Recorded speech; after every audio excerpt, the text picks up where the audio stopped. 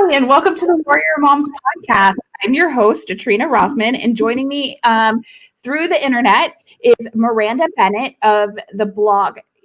The blog Miss Mediocre Mom, and we have her here tonight to talk about postpartum depression and just all the things. We're just going to have a great conversation here tonight. Yeah, so I just want to thank everybody for joining us tonight, and so a couple of things, just a couple like house cleaning things coming up here. We will not have an episode next week because of the election. And I think everybody just needs like a day or like probably like another 4 years to just relax. So we're not going to have a show next week. You guys can celebrate or cry about the election results. I don't know, whatever. Absolutely. You're so right. Yeah. Just you people are going to the nation's going to be divided again. Happy and sad. So you guys take that day, take that week to recoup. And then the following week will be November 11th. And I'm still trying to book somebody for our epilepsy awareness month episode, which will be the only episode in November because I'm going to be out having a hysterectomy. But it's a good thing, nothing bad. I'm not dying or anything like that. Just having a hysterectomy to, get that gone. And so November 11th will be our epilepsy awareness episode, which is near and dear to my heart because we all know my story that my daughter has severe epilepsy, and November is Epilepsy Awareness Month. And so that is something that I really wanted to really highlight in November, but it will have my health takes precedent to this. And so next November, 2021, we will have a whole month dedicated to epilepsy awareness. I mean, obviously the show is mostly about epilepsy, so it is what it is, but November 11th will be our only show in November. And then we are still trying to decide what we're going to do in December. It may be that we take that month off as well and start fresh in 2021. Just a reminder, we are a live show. So if you have questions or comments, if they're happy and constructive, we'll put them on screen and we'll answer them and acknowledge you. If they're negative, you can take that somewhere else. And so we are talking about postpartum depression.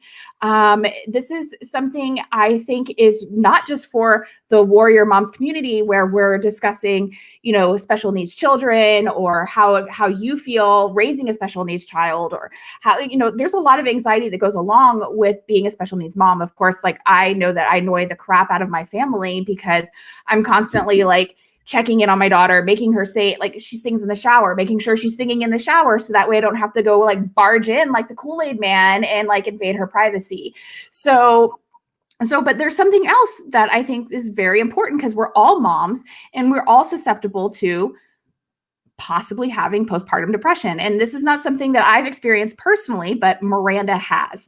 And so I think it's great to have her on the show to come on here tonight and talk about this because I know so many of my friends, I'm not old, my friends are having babies all the time, like all the time.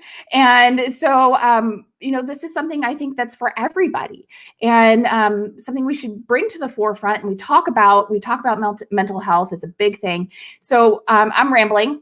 Obviously, I'm rambling. Miranda, why don't you tell us a little bit about you before we get into the postpartum depression part of the podcast? Okay. And I do want to say just before I forget that I think what I'm learning over having a lot of these conversations is the people who have postpartum depression or have had it, we get it. And it's great that we talk to each other and that we support each other. But it's getting to the point where I think it's more important that we talk to friends and family.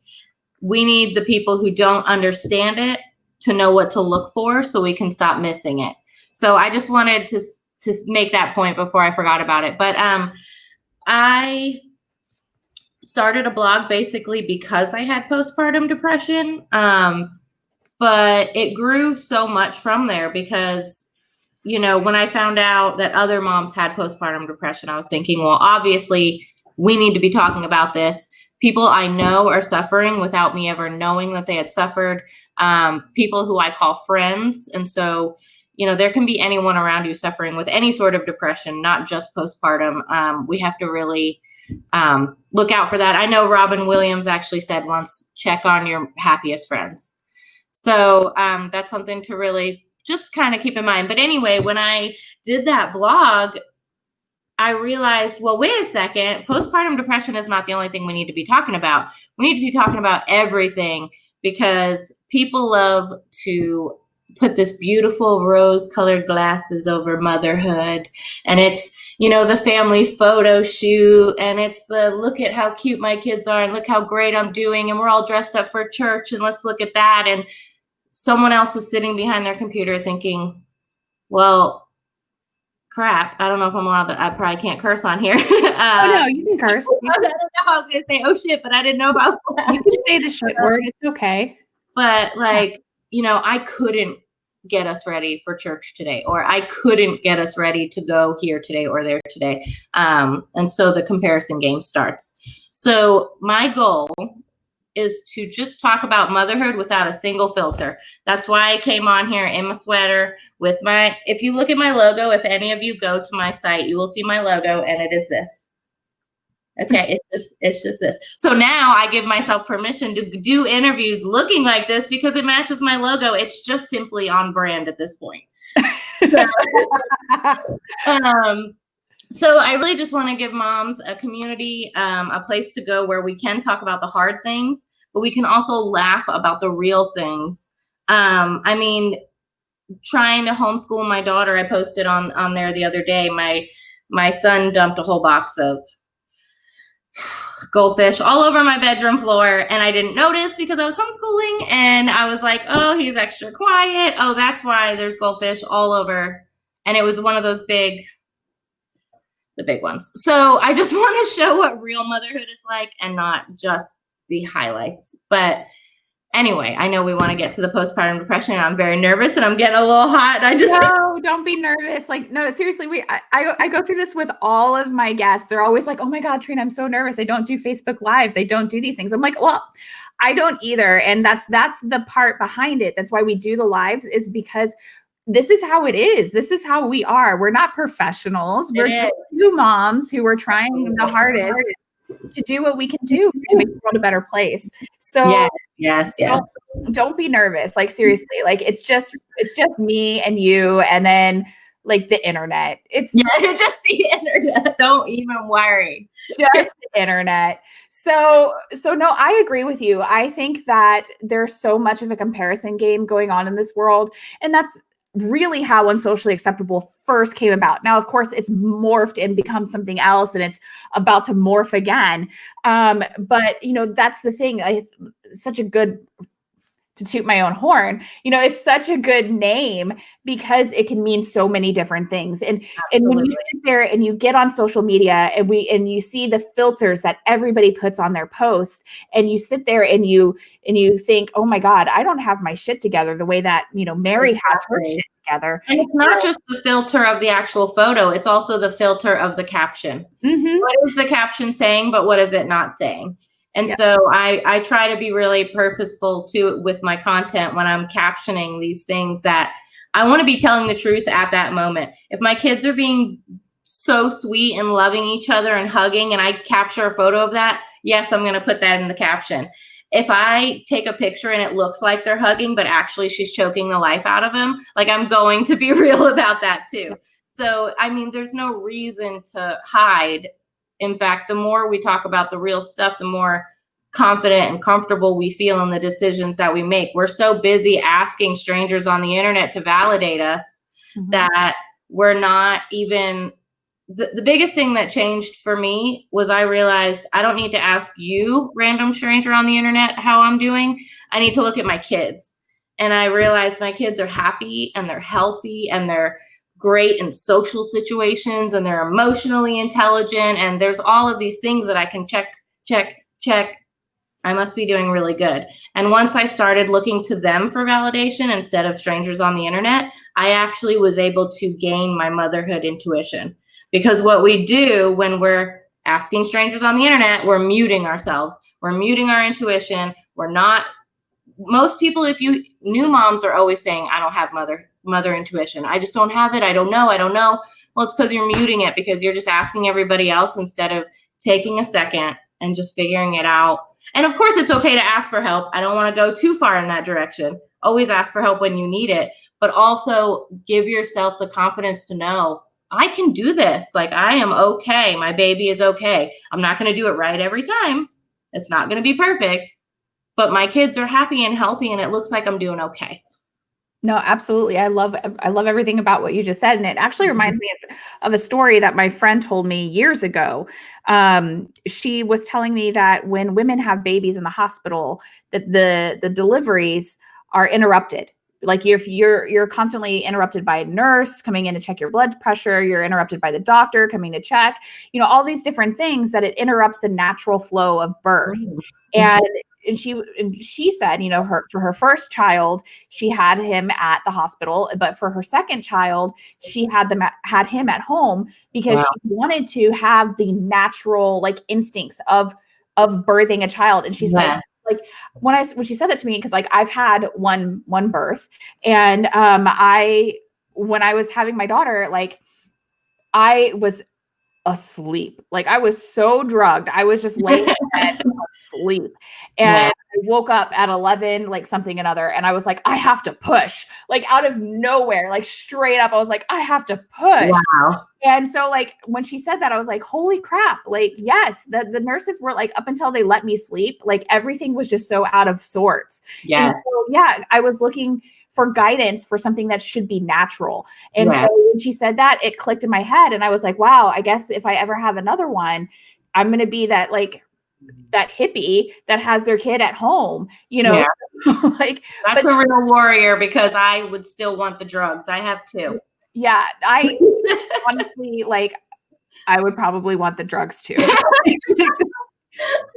Give me the drugs. Both of mine were emergency C-sections. Ain't nobody having a baby in a bathtub over here, okay? No, definitely not. Definitely not.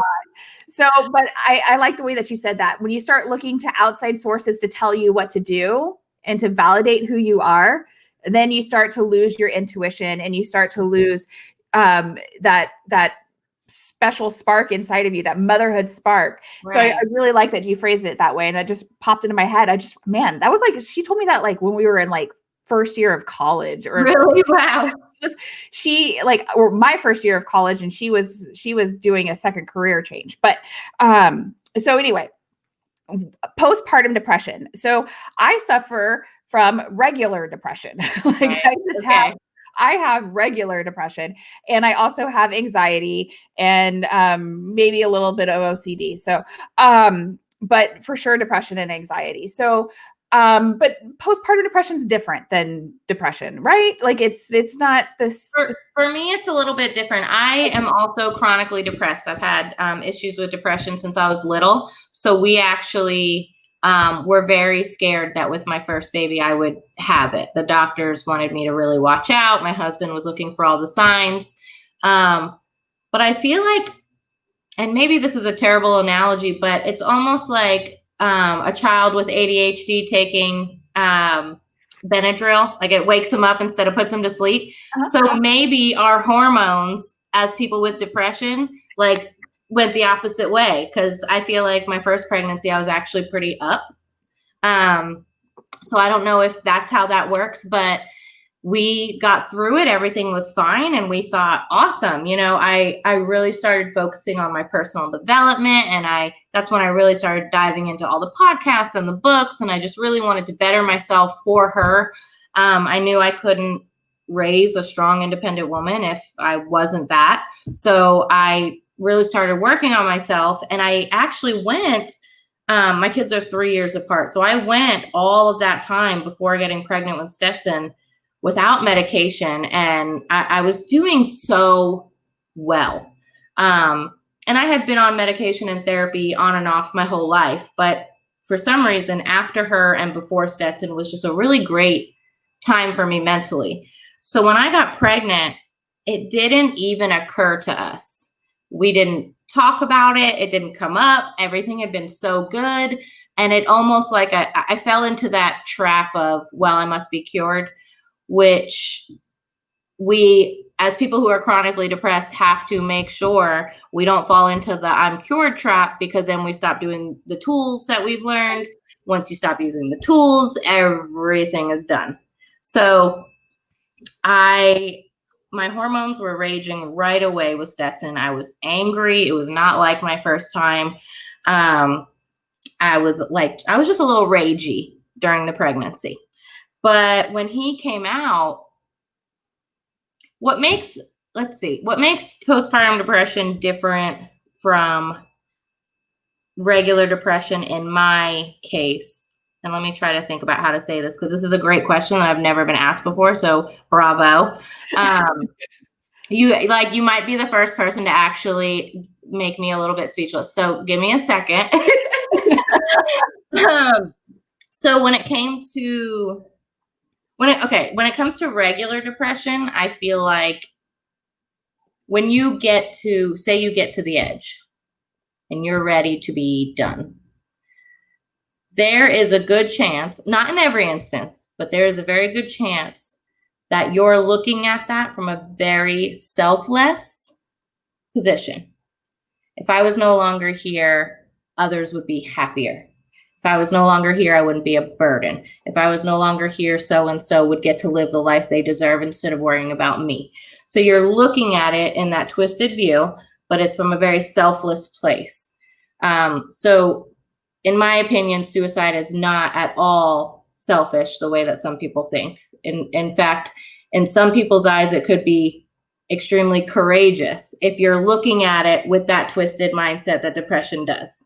Right. So with postpartum depression, it was not selfless at all. It was extremely selfish. I didn't want to kill myself. I just wanted to leave. I would get up and take care of him multiple times a night. He was not my kid. He was a job. I wasn't mad at him. I didn't hate him. I thought it was adorable. He's a baby, but he was a job. There was no emotional connection there. It was my job to keep him alive. I have to change his diaper. I have to feed him. I have to put him to bed. I have to follow the schedule. If I don't do that, something bad will happen or he'll get a rash. Like, I'm doing all the right things, but I'm doing them because I have to. So when I would sit outside at 4:00 in the morning after the freaking 5th bottle, and I would smoke a cigarette because I was miserable and I started smoking again, and I would think, I should just get in my car and leave. Fuck it. Jeff's a great dad. Kids will be fine. I just don't even want to do it. I don't care. I don't want to do it for another second. And so that for me is what made it different. And for me, it almost was hard to spot, because not only were we blindsided because it didn't happen with Violet anyway, but I thought, of course I'm friggin' exhausted. I have a 3-year-old and a newborn. Duh. Of course I'm like struggling. Of course I look like crap. Of course. I have a newborn. And you keep doing that. I have a toddler. Obviously, this sucks. We're just going to get through it. It sucks. We're going to get through it. But you're not supposed to think it sucks, is what I'm learning. And so one thing that and I'll go into more details with other things too, but one thing I want to make sure to say is that I don't remember almost his first year. So with Violet, I remember everything. With Stetson, I didn't even really get to start bonding with him because it wasn't until he was 6 months old that I even got help. So I don't remember any of the first 6 months. I remember very little of the next 6 months. Okay. And so if anyone is struggling or even thinks they're struggling, I just really want you to do whatever it is you have to do to get help, because I would give anything to be able to remember that year. And when you're in a depressive state, you don't think you care about things. And so I just want to let you know, if you're in this depressive state and you think you don't care, you will care, and you will be upset every second you didn't get help, because it really, seeing pictures and memories that pop up of Stetson from when he was a newborn, from when he was a couple months old, it's like I'm looking at someone else's baby. So I just really want to stress that losing that is probably the most devastating part of all of this, because he's not going to remember if I broke down. He's not going to remember if I screamed my head off. None of that is actually going to affect him. But I will forever not know his first year. So, I get that. you know what I mean? I don't know. No, I went on a little tangent, but I thought about that the other night, so it's kind of like fresh in my head.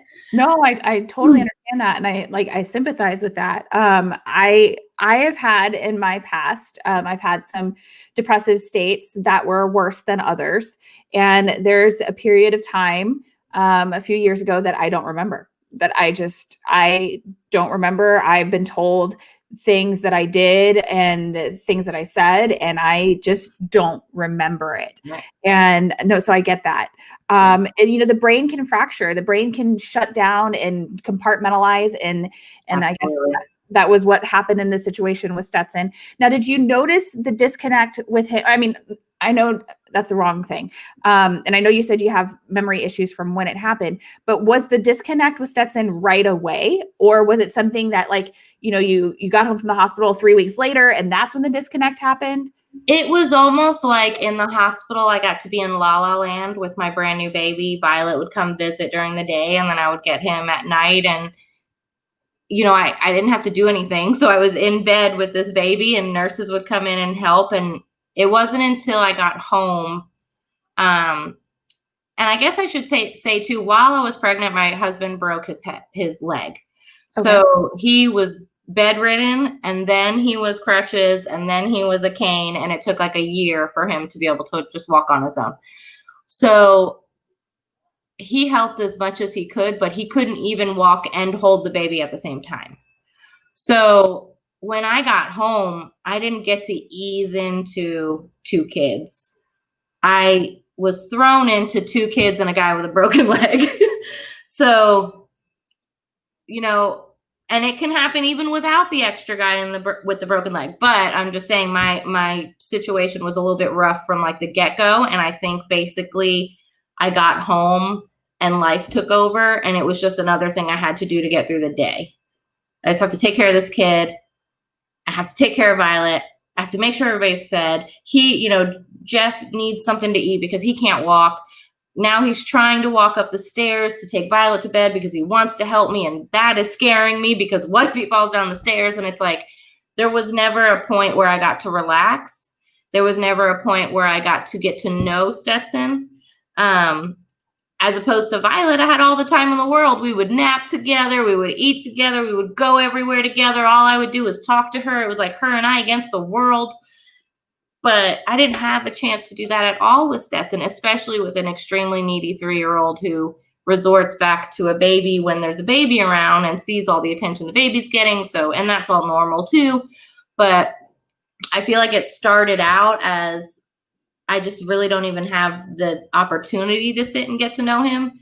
And then it turned into, I didn't really do anything about it. I just kept going through the motions, and I was miserable. Okay, I get that. You know what I mean? Mm-hmm. So when you said it was 6 months in that you finally got the help that you needed, was it you who recognized that you needed help, or was it a family member, or was there a catalyst to any of this? Absolutely. So there was a time when he was a newborn, especially, I mean, probably up until about 8 months, I could not get him to go to sleep myself. I don't know what it was. Anybody else would hold him. He'd be out like a light. He was happy. I would hold him, and it would take hours, like, to get him to go to sleep. During it, I was told it was because I was transferring my stress onto him and it was hard for him to go to sleep.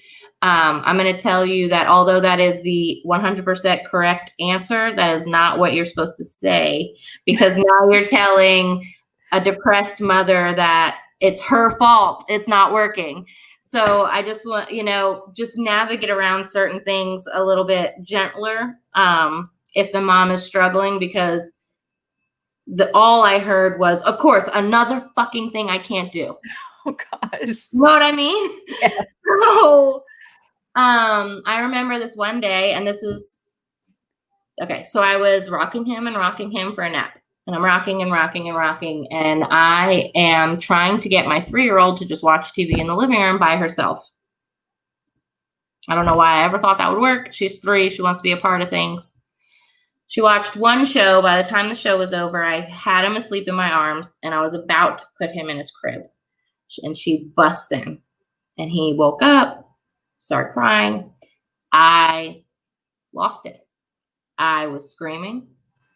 She started crying. He started crying. I was crying. Nobody else was home. So I was just this psycho screaming at my tiny, tiny children.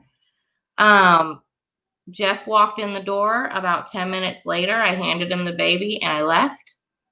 And I called my sister immediately and told her everything. I hysterically cried to her on the phone at a public coffee shop. I was outside, but it was not the best place to just be like hysterical on a phone.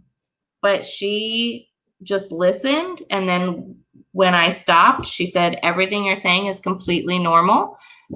I just need you to get help right now because you have postpartum depression. And I was like, huh. Didn't even occur to me.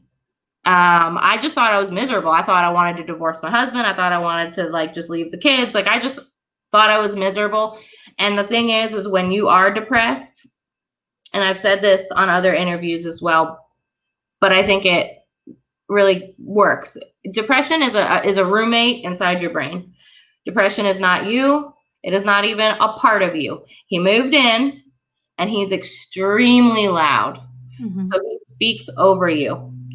And when you don't speak what he's saying out loud, it gets louder and louder and louder, and you get more muted and muted and muted. When you start saying what he thinks out loud, you hear how ridiculous it is. And you enable yourself to rise above it.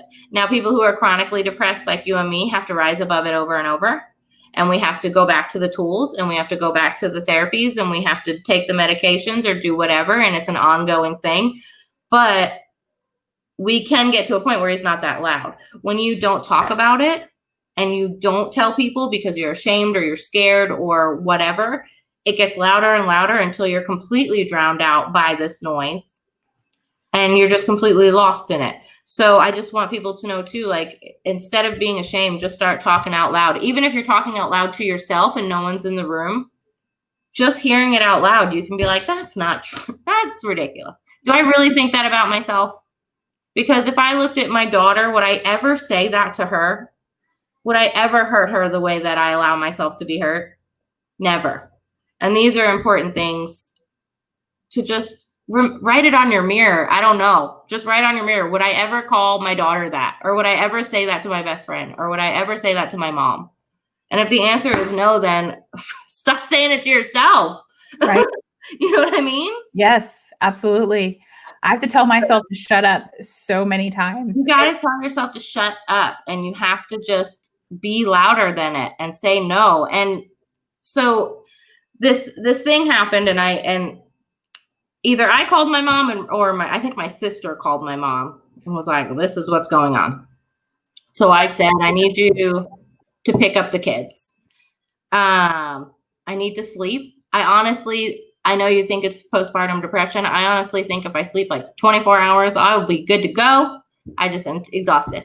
So she came to pick up the kids, and I asked Violet to put her shoes on, and Violet ran away instead of putting her shoes on, and boom, that was all it took. I exploded again in front of my mom, which was the best thing that could have happened because she needed to see it in order for me to have the support that I needed. Because I was, again, screaming, crying, I don't want to do this. I don't want to do this anymore. What don't you want to do? I don't want to be a mom anymore. I don't want to do this anymore. I'm done. And she scooped up the kids. She left because she didn't want them to continue to see me like that. She called my husband, who was on a work trip, in a meeting. She psychodialed him until he left the meeting to answer. Called my sister back, ended up getting me. She did all the research for me on finding a therapist and helping me get a psychiatrist. That's another thing you can do as someone who's the support. Sometimes even just Googling and looking up a therapist near you is too exhausting. you know, when I'm in a depressive state, if I have 4 minutes to myself, I will probably lay down for 4 minutes. So if you really want to help someone, the things you can do is do the research, hand them a list of names. If they look at the list of names and they feel overwhelmed, even though there's 3 names on it, boom, call them for them, put it on speaker, do whatever you have to do, because sometimes that's all it takes is just doing the work. Take the work out of it, and everybody will get mental health help. That's a really great example. And my friend did that for me. So I have something new. It's called PTSD. And it's from, I signed up for the PTSD club when I held my dead daughter in my arms. And that was something that did not, it still does not leave my brain. My daughter, she basically dies in the middle of her seizures. And so being able to process that, because 9 times out of 10, I'm the one that's home with her when the seizure happens. And so I have to get the rescue medication into her in time, or I've failed in protecting her and making sure that she survives. And so it's a lot of pressure. And so I ended up with severe PTSD. And my friend Susie, I was talking to her and she just was like, she's like, what kind of insurance do you have? I'm going to find you a therapist. She did all of that. She did all of the work. She's like, you have to go to her. Like, she's like, here are your options. This is the pricing. This is the closest to your house. And it was probably one of the best friendship moves ever. Absolutely. And I mean, for her to do that for me, because I couldn't do it for myself. I really could not, because my brain was stuck in replay. Absolutely. With what was going on. And I mean, even still, like today I was driving, I had to drive to the edge of Texas for work, and something caught the corner of my eye, and boom, there I was, right back into that, just like crying at my client's office, and I'm just like tears down my face. But PTSD is just one of those things that there's no medication for PTSD. Right. There really is nothing else for PTSD. You just have to work through it, and you have to acknowledge it and realize that it does have a weight in your past, and control your future. But that is probably the best advice on the show so far, is that if you are a friend and you notice your friend in need, do that step for them. You're not overstepping as a friend. Like, that was probably the best thing that Susie could ever do for me. Yes. My mom too. Yeah. Because I wouldn't have done it. I would have just yesed her to death and then gone to sleep. Yep. Yeah. I would have kept going. I would have kept not processing or not talking about what I need to talk about. Something else that you were saying, and I want to loop back to that, is that you were saying, you speak out. Like, if you have these thoughts in your head and you speak out, and those thoughts, when you hear them, when you say them out loud, when you give them a voice, if they sound stupid, then, why would you say that to yourself? Why would you say it to your family? But one of my coping mechanisms is that I write. And for the longest time, I had a blog, and it was a private blog, and I would write all my things down, and I've since taken it down, but I would write all my thoughts and all my things down, because I'm a typer more so than I'm a writer, physically writing.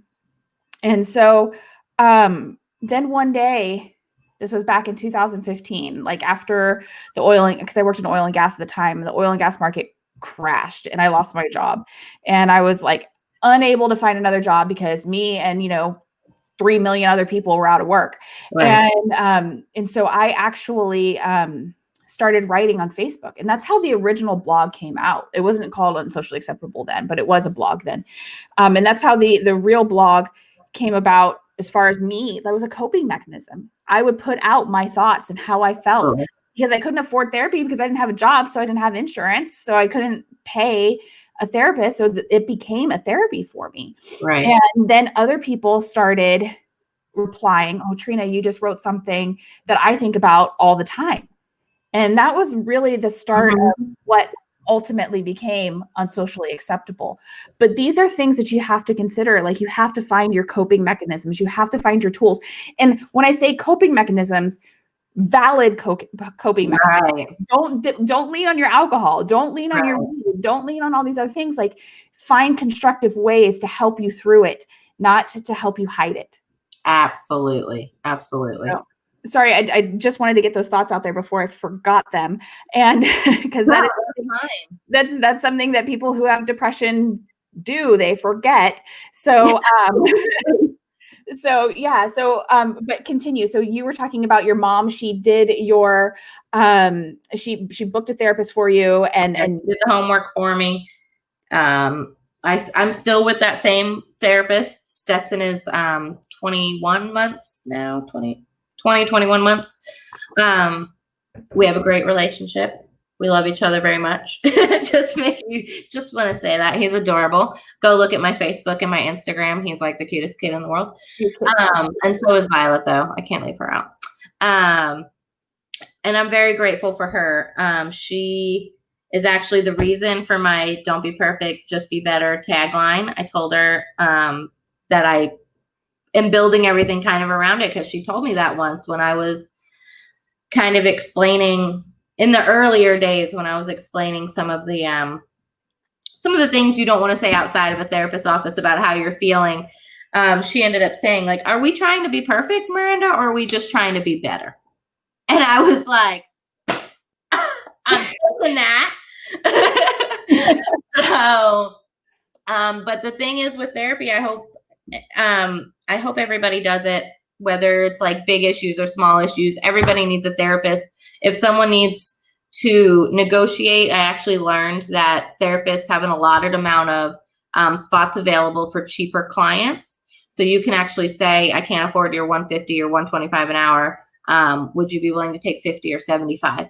And they will tell you if they have those spots available or not. There's also a couple of foundations that help. The ones that helped me actually when I wasn't working and I needed to see Brandy, my therapist, was actually the SIMS Foundation. And that's SIMS.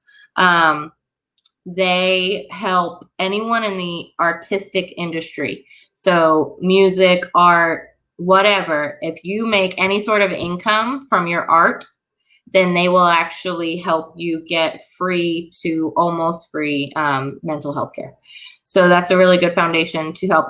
They were able to get it for me down to $30 every 2 weeks, which was affordable for us. But I know musicians who pay $5. I know musicians who pay nothing. So if for some reason you're in that industry, if you crochet and you have an Etsy shop and you actually make money doing it, you might qualify for this. So, oh wow, something to keep in mind. I didn't even know about them. So definitely send me the link so we can reference that. I will. I didn't know I was going to bring them up, or else I would have replied to your email with their. No worries. But yeah, they were really great and really helped me get past a financial hump where I didn't have a choice. I needed therapy, and at that point, I'm pretty sure if Sims Foundation wouldn't have helped, family members would have ended up paying. Like they were so on board with getting me help. My sister spoke to me every day for weeks after that. My mom took the kids almost daily for a while, and just really, really stepped up. And then as soon as my husband got home from that business trip, he brought the kids home, but he did everything. Everyone just kind of let me be for a minute. And I think that was really important too. It's great to say, oh, it takes a village. And it's great to say, well, if you need me anytime, call me. And it's great to say, I would love to babysit, just hit me up. People don't know how to ask for your help without a valid reason. So they already struggled. As moms, we already struggle having other people watch our kids, right? And especially the special needs community, right? Having someone else watch your kids is, I don't think I had a real babysitter outside my family until Violet was 4. So if you do end up getting a babysitter, it's because you actually have something to do, right? You have a dentist appointment, or you have a date night, or a contractor's coming over to your house to look at your countertops or whatever. You have an actual reason. I think that people who struggle with mental health don't think that that's a reason. So when they call someone for a babysitter, they can they just say they need a day off? Like, will that person say yes if I'm just saying, I'm just tired? Will you take the kids to friggin' McDonald's so I can sleep for an hour because I'm just tired? I don't know that anyone really feels comfortable doing that. And so I'm trying to encompass all of this in Mrs. Mediocre Mom, where I just want to normalize everything that is normal. I don't know why everything that is actually normal is so brushed and pushed under a rug, and we pretend like none of it's normal. Yep. And then everything that feels normal all of a sudden feels wrong. I don't understand why we're doing this to each other. So I'm trying to bring everything to a normal state where you're allowed to be you. You're allowed to struggle. You're allowed to screw up. No one's going to come call CPS on you because you have postpartum depression. And that's the other thing I wanted to say too. I think there's a huge, huge misconception about what postpartum depression even is. I think you hear the age-old drown your kids in a bathtub story, and you assume that either one, if I tell you I need help, you're going to assume I'm that, or two, well, I'm not that, so it can't be that. So nobody told me there's a huge spectrum, right? Like maybe drowning your kids in a bathtub is over here, but maybe you're over here, but you still have postpartum depression. I didn't want to kill myself. I just wanted to leave. Just because I wasn't suicidal did not mean I didn't have postpartum depression. So I just want people to know too that it can be minimal, it can be little, it doesn't have to be this huge life-altering thing for you to still just seek out the help that you need. And I think that so many people just let it go and pretend they're fine and pretend everything's perfect and smile and pretend. And then they have a 16-year-old kid who doesn't really need them, and they're depressed and they don't know why. And none of the stuff for the last 16 years have ever been talked about or dealt with. So I just think mental health is extremely important. I started a private mental health group on Facebook, Mental Health for Mediocre Moms. I do have, I think, one or two non-moms in there too. I want it open to women. But it's a place where we can really talk about the hard things. There are people who have told their stories in there that are pretty heavy stuff. Some pretty heavy stuff gets talked about in that group. And my goal with that is one of the things that helped me the most in my journey through all this and getting better is when I learned my problems are not unique, then I learned that I could manage them. Everyone thinks that what they're going through is unique. Nobody would understand. Nobody would get it. You can literally go through anything. You can put together a Mad Libs thing to create a crazy scenario, and there's a Facebook group for that. Mm-hmm. So if you have anything going on, you can find your people. You can find your community. So with that Mental Health for Mediocre Mom group, I'm thinking, people are talking about sexual assault in high school. It's not just about motherhood. But if everybody goes in and talks about their own stuff, every single thing might get covered. And then everyone will see, my problems are not unique. Of course, the details are unique. But, oh my God, this woman I've never met who lives across the country just posted this thing. And it's like she just wrote it out of my head. Yep. So that was one of the biggest things. When I learned my problems are not unique, it showed me immediately that I could find people who were like me, who could help me. And serving others and creating this community also is like such a driver for me to continue to be better and to not slack on the tools and to not slack on the therapies. Like serving others and helping others and getting messages from people who are saying, thank you so much for talking about something I didn't want to talk about, or, you hit the nail right on the head. Or I've had people message me asking me about mental health medication. I've had people message me asking me about therapy, asking me for advice. No, I love it. I live for it. Like I want to save everybody. I know that's a complex. I will talk to my therapist, Brandy, about it, but I just love helping other people. And it's a huge part of what's helping me, honestly. No, absolutely. You know, what you just said, I said on my last show when I was talking to the ladies from Vintage Hope, because they have a boutique here in the Richmond area. And Katie and Elise both have talked very openly about mental health over the last year in particular. And so I went to high school with Elise, and but I really started following them when I noticed that they were using their platform for their boutique more so to make the world a better place. Yeah. It is about selling clothes. Obviously, that's a business. Right.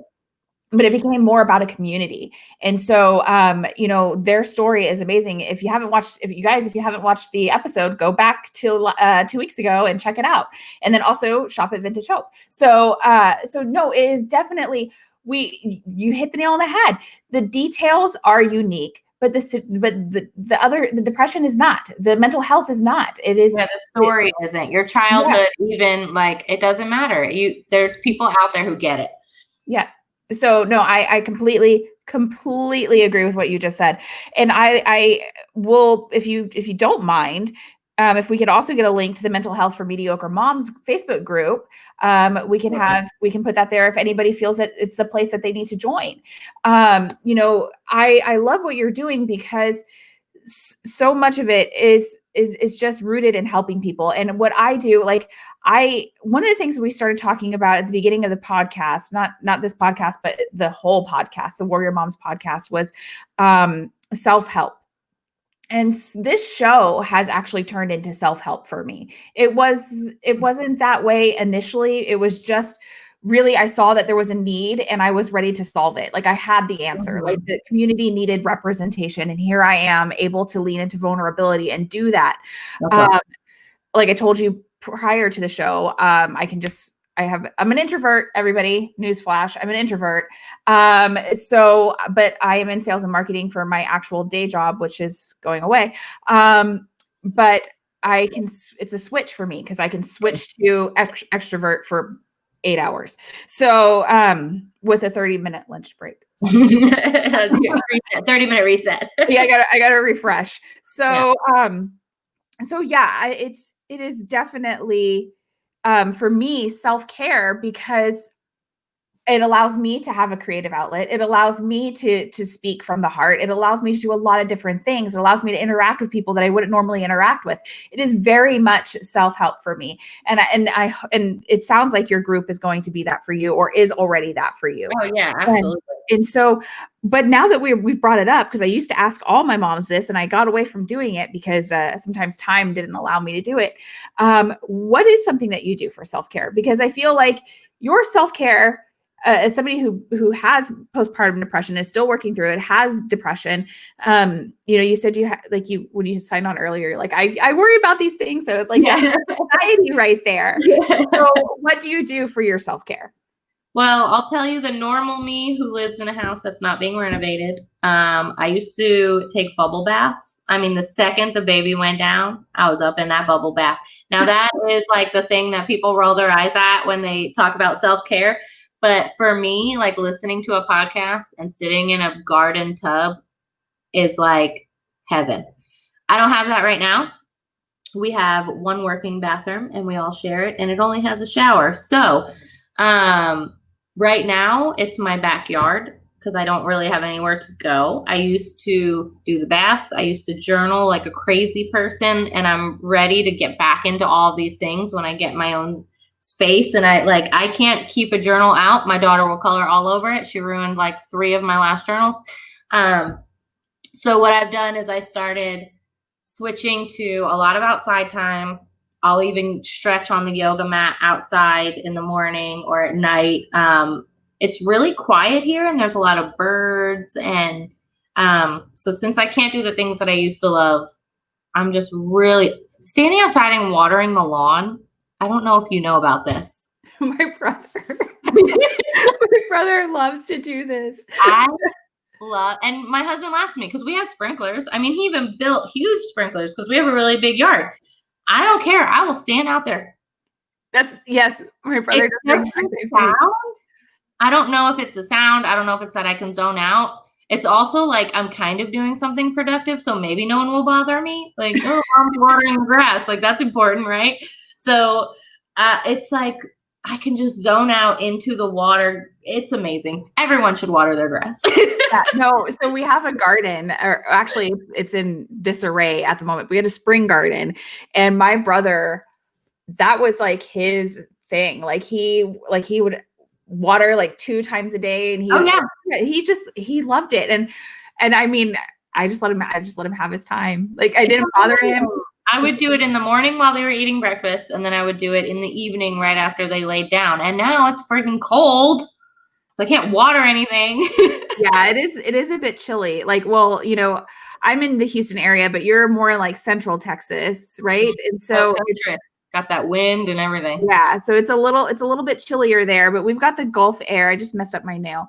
We got the Gulf air here. So right now for us, it's just kind of like London weather. It's cold and rainy, and just gross. Yeah, I don't like it. I like rain. I like cold. I don't like the two together. Exactly. 100%. So no, I totally feel you there. This show is my self-help. I'm sorry, my self-care. And then I like to sit outside too. I usually sit outside about 30 minutes before I go to bed. I have the baby monitor. My kid's about to be 15 next week.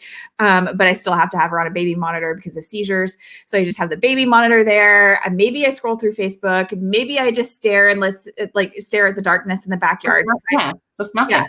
Or listen to the bats. I love to listen to the bats. So, like my mom came to visit and she didn't believe me that those are bats, but they're bats. And you can just listen to them do their little echolocation, and I love it. We mentioned the Sims Foundation. We mentioned your group, Mental Health for Mediocre Moms. So we'll provide those links for everybody after the show. And I think you may have already sent them to me too. So people can find your blog. Let me pull that up so that way they can have it. People can find your blog, missmediocremom.com. So, and then MRS, just to be Mrs. Mediocre Mom, sorry. And then in the background, I see your journal. I see that in the background. Did you see that? Just placed right there on top of a drill. Just right there. It's just product placement. So it's just really good look here, you can actually see it. There I am. There's your logo. I love it. It's so cute. I really do. I love it so much. I really do. But this is my first product. I went with a journal first because I advocate for journaling so much. With the ones that I was doing before this all happened, I had a morning one, and then I would have a prompted evening one. I love prompted journals. I plan to make one day. But I thought, like, what better way to start than with a journal to just get your thoughts out, get your personal whatever down. I even said in one of my stories once, I don't care if you burn it after because you don't want anyone to know what you really think. Get it out. And they're $10. Easy. I love it. And so, yeah, I talk about how I tend to write more like in just cheap spirals, because when I have something beautiful, like I don't write in it. So I just sit there and I stare at it. I'm like, one day you will be worthy of my words. Exactly. Or I'll be worthy of your pages. Yeah. So I if I get your journal, which I will, it will just go in my back to beautiful journals. Awesome. Just place it somewhere on your desk. Yeah. So like I also have this, like I was like, you know what, 2020, I'm going to be so intentional about like all my things. And so then I got this, like I hunted, girl. I went through like 7 Houston Targets to find this guy. And it says like, wake up, set your intention, choose gratitude. I bought this the first week of January. I didn't use it. I couldn't write in it.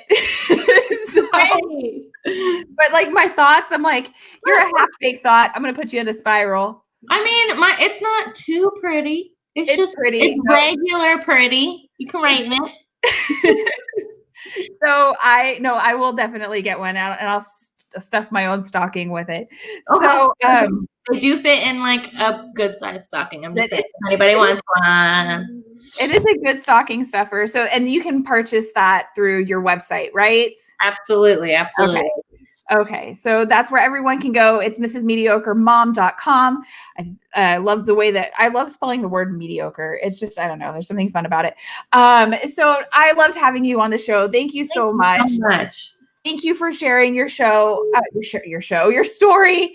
And then I guess, wait, Tammy, Miranda, is that your mom? That is my mom. She said, can you read the comments on my watch party? So no, Tammy, I cannot read your comments. I can only read the comments that are directly on my page. But if there's specific questions, Miranda, if there's something specific to me that I need to answer, just let me know and I can reach out to that person. Well, I know I can't see on our software here how many people have been watching us, but I knew that my mother would be. So hi, Mom. Well, of course your mom's watching. My mom bought 2 journals.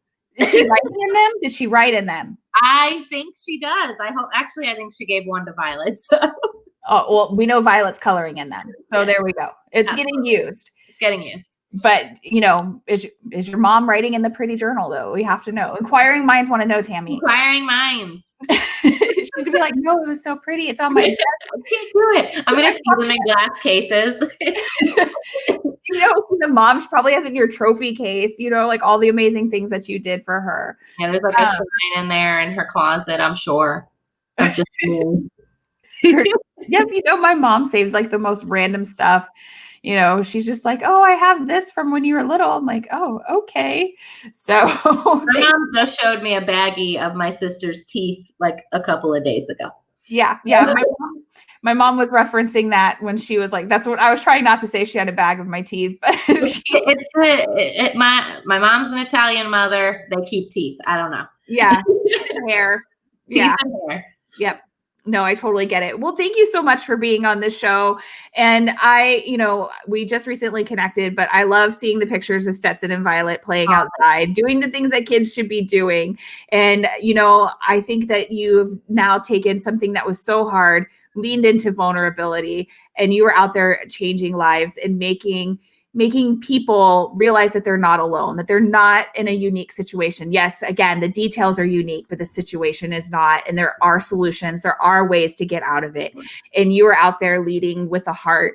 And so I don't think it's a complex to want to help the world. I really don't. And I'm sure Brandy will be like, sure, as long as you don't become really responsible. Yeah, as long as you talk about boundaries all the time. Exactly. So as long as you realize that are not personally responsible for everybody, but you do have maybe you feel like you have a personal responsibility to tell everybody. Mm-hmm. And that's very rare in people to be able to share their hardest parts of what's going on in their lives, and to talk about life that doesn't have a filter. So, so definitely I love what you're doing, and I appreciate that you took the time to come on the show tonight.